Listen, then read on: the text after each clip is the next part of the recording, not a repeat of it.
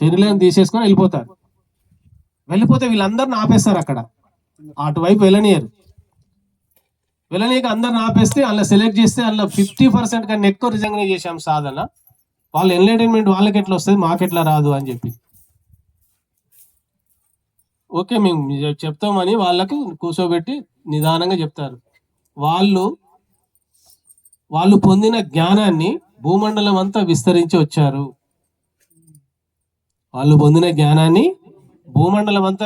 వచ్చారు. వాళ్ళకు అవకాశం వచ్చింది, వాళ్ళు వెళ్ళిపోయారు. మీరు చేశారా పని అంటే వీళ్ళ దగ్గర ఆన్సర్ లేదు. ఎంటర్టైన్మెంట్ అయ్యారు, సత్యాన్ని దర్శించారు, తెలుసుకున్నారు, వెళ్ళిపోయారు, అయిపోయింది కథ అనుకున్నారు. వాళ్ళు ఎంతో కొంత వాళ్ళు పొందిన దానికి ఒకరిద్దరికి కొంతమంది చెప్పారు. వాళ్ళకి ఎంట్రీ ఓపెన్ అయింది. అంటే మోక్షం అంటే దైవంతో లయం అవ్వడం, అటువైపు వెళ్ళడం అంటే అందులో లయం అనేది అదే.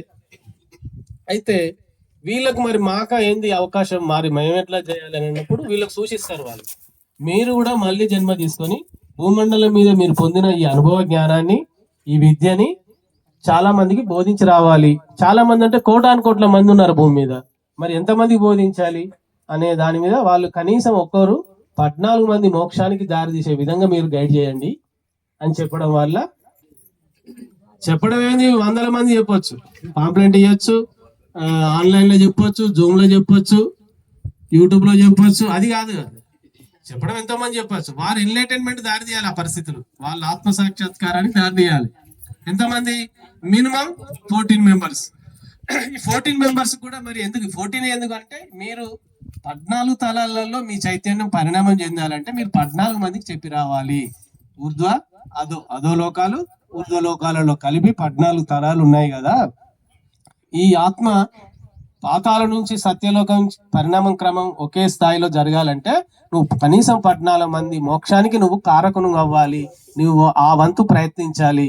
అందుకు నువ్వు రిటర్న్ అవ్వాల్సిందంటే వాళ్ళందరూ మళ్ళీ జన్మలు తీసుకొని ఇలా ఏదో ఒక విధంగా వాళ్ళు పొందిన అనుభవ జ్ఞానాన్ని, సాధనలు అన్ని, ఆ సేవ, నిస్వార్థ సేవలు అన్ని ఇక్కడ భూమి మీద ఇప్పుడు పంచుతున్నారు.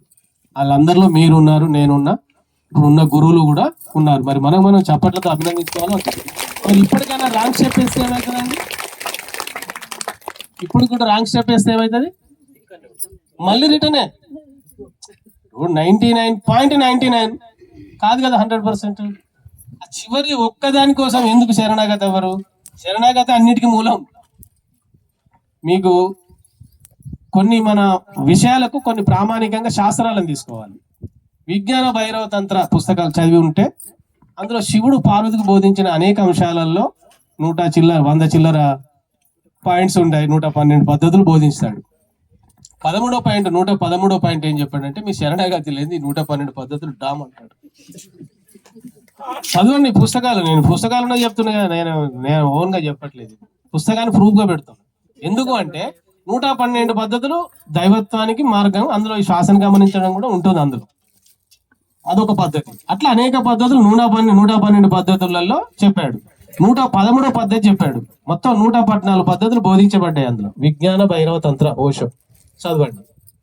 113వ పద్ధతి ఏంటి అంటే, మీరు కంప్లీట్ శరణాగతి అయితేనే 112 పద్ధతులు మీకు అనుకూలంగా మీకు ఉన్నత స్థితికి కలిగిస్తాయి. లేదంటే ఈ 112 పద్ధతులు మీకు పనిచేయవు. స్పష్టంగా రాసి ఉంది, చూసుకోండి. ఎందుకంటే శరణాగతి లేని డివైన్ స్టేట్ ఎవరు కనెక్ట్ కారు. నేను అనేది ఉంటుంది ఎప్పుడైనా. ఇక్కడ నేను చెప్తున్నా, నేను వింటున్నా, నేను పెట్టించాను, నేను కడతాను, నేను కట్టాను, నేను వెళ్తున్నాను, ఇంత నేనే. ఈ నేనును ఆ నేనుకు కనెక్ట్ చేస్తే ఈ నేను అప్పుడు ఆ నేను వ్యక్తమవుతుంది. ఇప్పుడు ఆ నేను వ్యక్తం అవ్వట్లేదు, ఈ నేను వ్యక్తమవుతుంది, ఈ మేను వ్యక్తమవుతుంది. ఈ మేనును నేను అనుకుంటున్నాం, ఆ లోపల నేను మర్చిపోయాం. ఇప్పుడు ఏ వాక్కు దాని ద్వారా వ్యక్తమవుతుంది. దానిపోతే 114వ పాయింట్. ఇది 113, 112 సాధన పద్ధతులు. 113వ పద్ధతి శరణాగతి. 114వ ఏంది? ప్రేమతత్వం. షరతులు లేని ప్రేమ నువ్వు కలిగి ఉంటే ఇవన్నీ కలిసి వస్తాయి అందులో. కానీ ఇక్కడ ప్రేమ అనేది అది వాస్తవానికి మనం అది కలిగిలేం. షరతులు లేని ప్రేమ లేదు, ఎక్స్పెక్టేషన్ తో కూడిన లవ్ ఉంది. నేను ఇక్కడికి వచ్చి చెప్తే ఏంటి, నేను ఇక్కడికి వస్తే ఏంటి, నేను అక్కడికి వస్తే అంటే జస్ట్ ఏదో కొంత ఒక బేరం. ఇప్పుడు ఉన్న ప్రేమలన్నీ అలానే కదా. నేను హెల్ప్ చేశాను, నువ్వు ఎప్పుడో ఒకసారి నాకు హెల్ప్ చేయి. ఈ అంచనాలతో కూడిన ప్రేమతత్వం ఇది కాదు. ఇచ్చి మర్చిపోవడమే ప్రేమ, చేసి మర్చిపోవడమే ప్రేమ, ఇవ్వటమే ప్రేమ. ఏది ఉంటే అది నువ్వు ఇవ్వడం. నాలెడ్జ్ ఉందా, నీకు ఏదో ఒకటి ఉందా, అది ఇవ్వండి, మర్చిపోండి, అంతేగా. అది అన్కండిషనల్ లవ్ కింద వస్తుంది.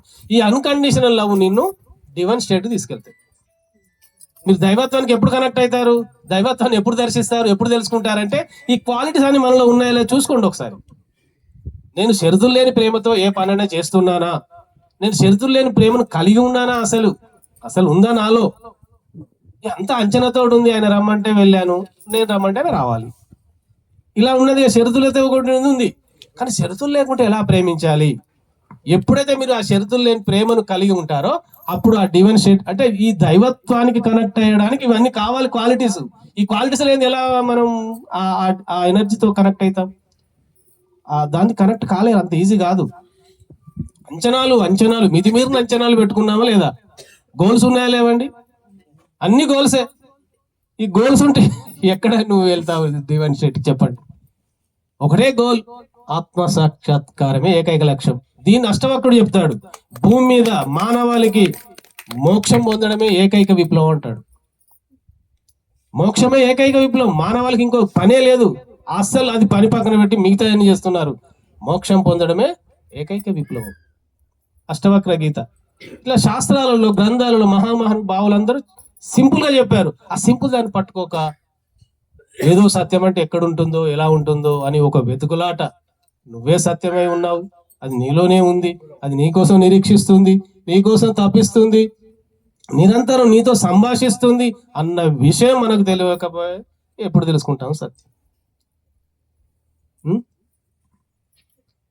మీతో మీరు ఫ్రెండ్షిప్, మీతో మీరు షరతులు లేని ప్రేమను కలిగి ఉండండి. ఆలోచనలు పడిపోయారు అందరు. ఇది అయ్యే పని కాదు. ఈ మోక్షం అనేది ఈ అయ్యే పని అయితే అయినట్టు లేదు. ఆ లాజిక్ తెలియదు. మీరు ఎంతగా రెస్పాండ్ అవుతే, మీరు ఎంతగా శ్రద్ధతో వింటే అంతగా ఈ అంశాలు బయటకు వస్తాయి. మీరు కొంచెం కదిలినా ఈ కాన్షియస్ కూడా కదులుతుంది. మనం ఏం చేస్తున్నాము? దైవ దర్శనాని కోసం తప్పిస్తున్నాం, దైవ సాక్షాత్కారానికి. అవునా కదా?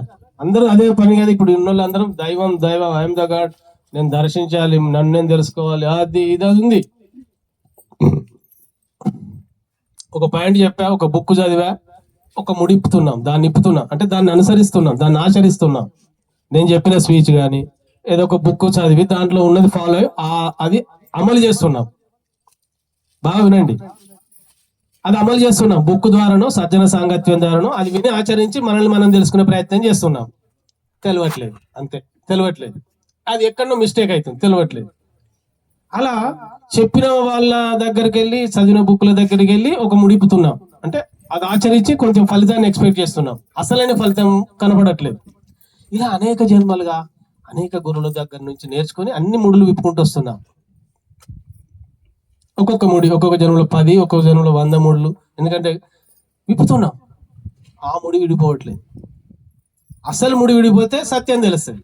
అనేక ముడులు విప్పుతున్నావు, 999 ముడులు విప్పారు 1000 జన్మలుగా. ఎన్ని జన్మలుగా? సత్యం ఎక్కడుంది? శాస్త్రారంలో ఉంది.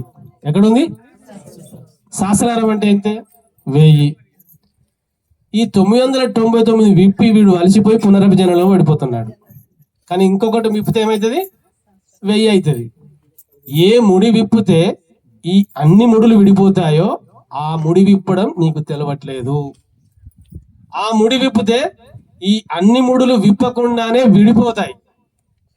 ఇప్పుడు అన్ని విప్పుకుంటూ వెళ్ళాం జన్మలుగా, అది ఇది అన్ని సమయం పట్టింది, కానీ ఆ ముడి విడిపోవట్లేదు. ఆ ముడినే విప్పితే ఈ అన్ని ముడులు విడిపోతాయి. అర్థం కాలే? ఏ ముడిని విప్పితే ఈ అన్ని ముడులు విడిపోతాయో ఆ ముడిని విప్పట్లేదు. ఈ ముడి కోసం ఈ 999 ముడులు విప్పుతున్నాం జన్మలుగా, కానీ ఇది అట్లే ఉండిపోతుంది, ఇది విడిపోతలేదు. ఎందుకంటే దీన్ని విప్పట్లేదు. ఇదే విప్పినాం అనుకో డైరెక్ట్, ఇది విప్పుతామో ఈ అన్ని విడిపోతాయి. ఇది విప్పితే దీనికి లింక్ ఉన్నాయి ఇవన్నీ. ఈ 999 ముడులు ఈ ఒక్క ముడితో లింక్ అప్ అయి ఉన్నాయి. నువ్వు దీనికే గురి పెట్టి దీన్నే విప్పుతావనుకో ఇవన్నీ టబీలు అని పడిపోతాయి. ఇప్పుడు దేన్ని విప్పాలండి? ఇక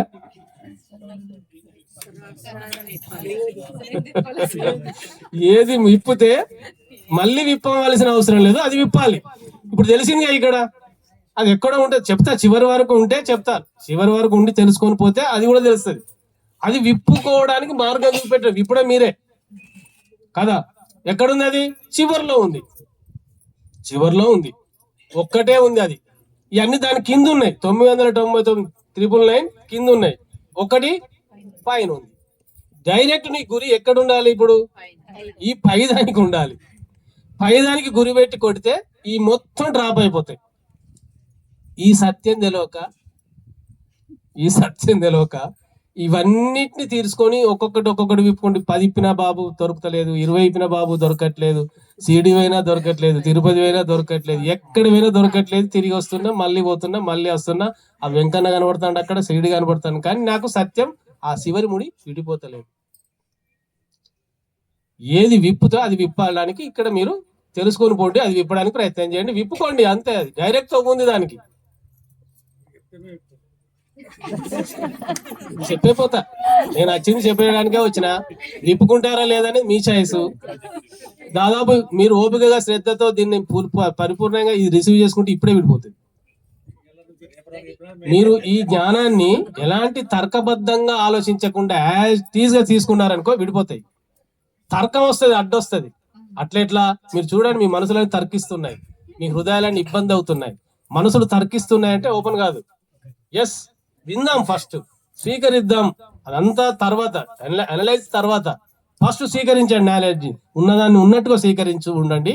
మీ ముడులన్నీ విడిపోతాయి, చివరి ముడి కూడా విడిపోతాయి. చెప్పగానే విడిపోతుంది, వినంగానే విడిపోతుంది. ఎందుకంటే అది నిరీక్షిస్తుంది, దీనికోసం తప్పిస్తుంది. ఏ సమయమైనా కావచ్చు, ఏ సెషన్ అయినా కావచ్చు, ఏ గురువు అయినా కావచ్చు, ఏ ఒక్క మాట చాలు ఆ ముడి విడిపోవడానికి. ఒకటే మాట, ఆ మాటతో విడిపోతాయి. విడిపోయిన వాళ్ళు ఉన్నారు, విడగొట్టుకున్న వాళ్ళు ఉన్నారు, అంత శ్రద్ధ పెట్టిన వాళ్ళు ఉన్నారు. మనం ఎప్పుడు తర్కంగానే ఆలోచిస్తాం. ప్రశ్న అదెట్లా ఇదెట్లా, ఎందుకంటే ఉంది లాజిక్ నాలెడ్జ్ అంతా. పుస్తకాలన్నీ మస్తకంలో పెట్టినాం, ఎడబెట్టినాం, మస్తకం అంతా పుస్తకాలే. ఎక్కడ ఈ నాలెడ్జ్ స్వీకరిస్తుందా? ఇందులో ఉన్న నాలెడ్జ్ ను ఈ నాలెడ్జ్ స్వీకరించదు. అందుకే ఓపెన్ హార్ట్ తో వినండి, ఓపెన్ మైండ్ తో వినండి. మీ నాలెడ్జ్ అంతా పక్కన పెట్టేయండి, అప్పుడే ఎదుటి వాళ్ళ నాలెడ్జ్ స్వీకరిస్తారు. లేదు అదెట్లా ఇదెట్లా అంటే ఇక్కడ ఉంది అన్లిమిటెడ్ గా ఉంది నాలెడ్జ్. ఈ నాలెడ్జ్ ఎలా స్వీకరిస్తుందండి? అయ్యే పని అది. ఎందుకంటే జడ్జ్ చేస్తూ ఉంటుంది, అదెట్లా ఇదెట్లా ఉన్నది నాలెడ్జ్, అల్లి వింటున్నాం. కానీ చివరి సెషన్లో చివరి ముడి విడిపోయినప్పుడు ఏమైతే తెలుసా? ఈ నాలెడ్జ్ అంతా తీసిపడేయాల్సి వస్తుంది.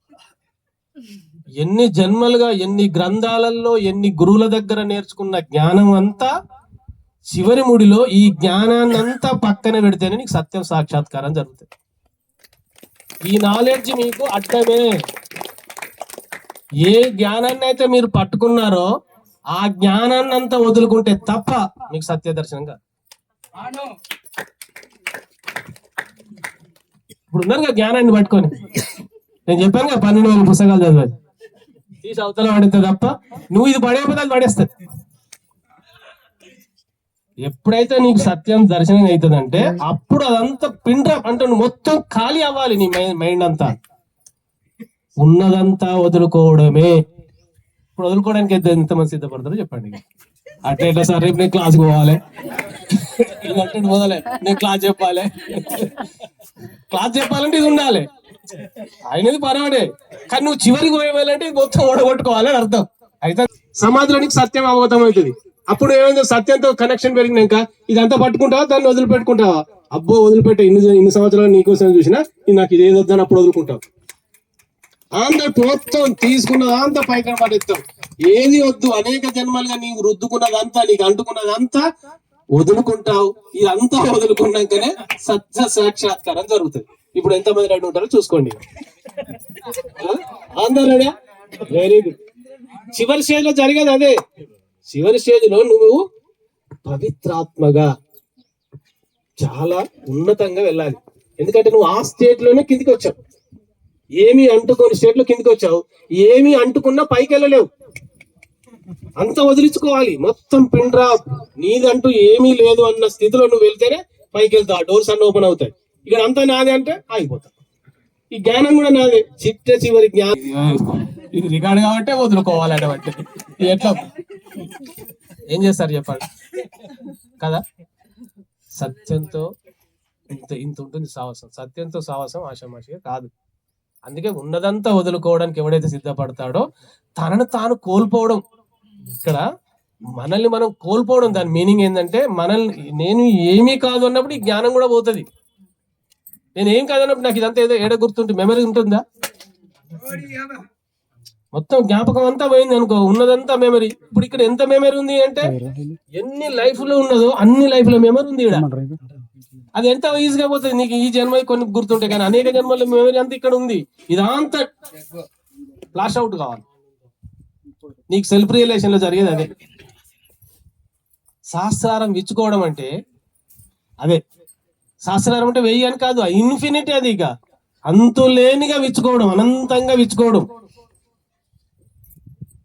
సహస్రారం ఎలా ఉంది? ఇలా కిందికి ఉంది. మనం పల్లె ప్లేట్ ఇస్తే ఇలా బొర్లేస్తే ఎలా ఉంటుంది? కిందికి ఉంటుందా లేదా? ఇప్పుడు కాస్మిక్ ఎనర్జీ అంటున్నారు. ఈ కాస్మిక్ ఎనర్జీ పైనుంచి వస్తుంది. ప్లేట్ ఓపెన్ అవుతుందా? ఓపెన్ అవుతుందా? మరి ఏది ఓపెన్ చేయాలి? దాన్ని కిందికి వెళ్ళి ఉన్న కుండలిని శక్తిని పైకి కొడితే ఈ ప్లేటు పైకి ఓపెన్ అవుతుంది. అర్థం కాలేదు? ఇక మెల్లగా అటు వెళ్తుంది, మెల్లమెల్లగా వెళ్తుంది. ఓపికగా వినండి, తర్కంతో వినకండి, తర్కించకండి. మీ మనసులో నాకేం తెలియదురా, నేను వెర్రి బాగులు నచ్చి ఇక్కడ కూర్చున్నాను వినండి. అప్పుడే మీరు ఈ నాలెడ్జ్ యాజ్ ఈజ్ స్వీకరిస్తారు. అప్పుడు మీ లోపల అది సింక్ అవుతా ఉంటది, కలుస్తా ఉంటది. మీతో మీరు కలవడానికి ప్రయత్నం చేయండి. ఇప్పుడు కలవకుండా తర్కం పెట్టారో కలవదు. అది అర్థమవుతుందా? ఎప్పుడైతే కాస్మిక్ ఎనర్జీ అనేది పైనుంచి వస్తుంది, అది పెటల్స్ ఓపెన్ చేయదు, కిందికి వచ్చి నిన్ను పైకి తీసుకెళ్ళడానికి వస్తుంది. అది ఈ శక్తి కదలకుండా ఉంది, దీన్ని కదిలించడానికి వస్తుంది కాస్మిక్ ఎనర్జీ. అర్థమవుతుందా? దీనికి ఒకటి డక్కా కావాలి. ఆగిపోయిన బండికి ప్రెస్ చేయాలి. అది స్తబ్దుగా ఉంది, అది లేపట్లేదు, నువ్వు దాన్ని కదిలించట్లేదు. కదిలించడానికి వచ్చేది కాస్మిక్ ఎనర్జీ. ఆ కదిలించడానికి వచ్చే శక్తిని నువ్వు అక్కడ దాకా తీసుకెళ్లి దానికి టచ్ చేస్తే అది డక్క డక్క డక్క ఎప్పుడైతే లేస్తుందో ఆ ప్రవాహం అది అనంతంగా విస్ఫోటనం చెంది ఈ ఇటున్న ప్లేట్స్, ఇట్లున్న ప్లేటు ఇట్లా చేసేస్తుంది, ఇలా విచ్చుకుంటుంది సహస్ర కమలం. అది ఏ శక్తి ద్వారా అవుతుంది? లోపల ఉన్న కుండలి శక్తి ద్వారా అవుతుంది. అర్థమైందా? కాస్మిక్ ఎనర్జీ అనేది అనంతంగా ఉంది. ఇప్పుడు మన చుట్టూ ఈ ఖాళీ ప్లేస్ లో కూడా ఉంది. కాస్మిక్ ఎనర్జీ లేని ప్లేస్ లేదు. కానీ కుండలి శక్తి అది నీ లోపలే ఉంటుంది. అది నీ లోపలే ఉంటుంది. అది నువ్వే దాన్ని కదపాలి. అది ఎవరు కదపలేరు. మళ్ళా నువ్వు సాధన ద్వారా, జపం ద్వారా, ప్రాణాయామం ద్వారా, యోగం ద్వారా కదిపితే అప్పుడు అది కదిలిన శక్తి ఇలా ఆ వెన్నుపాంగుండా చక్కగా ఒక్కొక్క చక్రాన్ని పైకి ఓపెన్ చేసుకుంటూ వెళ్తాయి. చక్రాస్ ఎట్ ఓపెన్ అవుతాయి? పైకి విచ్చుకుంటాయి. మన పటాలలో చూపించినట్టు ఇక ముందుకు ఉండదు. వెన్నుపాములో 33 పూసలు ఉంటాయి. ఏముంటాయి? 33 ఉంటాయా? 32? 33 ఓకే కదా? 33 ఉంటాయి. ఆ 33 మధ్యలో ఆ హోల్లో సుషుమ్న మార్గం ఉంది. మూలాధార నుంచి ఇక్కడ కనెక్షన్ ఉంది. ఏ ముడి విప్పితే ఇంకే ముడులు విప్పవలసిన అవసరం లేదో ఆ ముడికి ద్వారం సుషుమ్న. అర్థమైందా? ఈ చివరి ముడికి కనెక్షన్ ఉన్నది సుషుమ్న. అది మూలాధారం నుంచి ఉంది. నీ కుండలి శక్తి మూలాధారంలో ఉంది. ఆ శక్తిని కదిలిస్తే ఆ సుషుమ్న గుండా నువ్వు ప్రయాణింపజేస్తే ఈ పెటల్స్ అన్ని, ఈ చక్రాస్ అన్ని ఇలా ఒక్కొక్కటి విప్పుకుంటూ చివరికి వచ్చి చివరి ముడిలో ఉన్న సహస్రదళ కమలాన్ని ఓపెన్ చేస్తుంది.